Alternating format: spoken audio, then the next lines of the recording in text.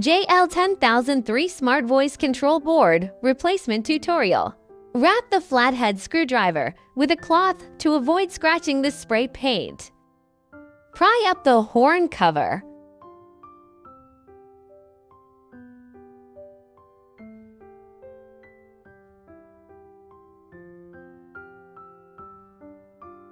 Using tools, remove the buckle.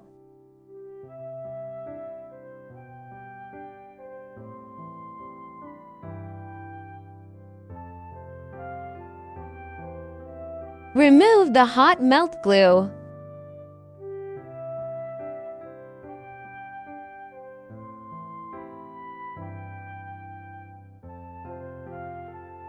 Detach the harness plug-in and remove the horn cover.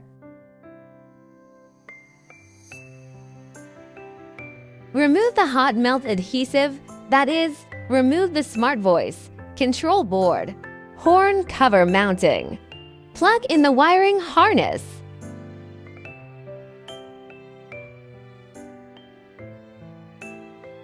Install a new buckle.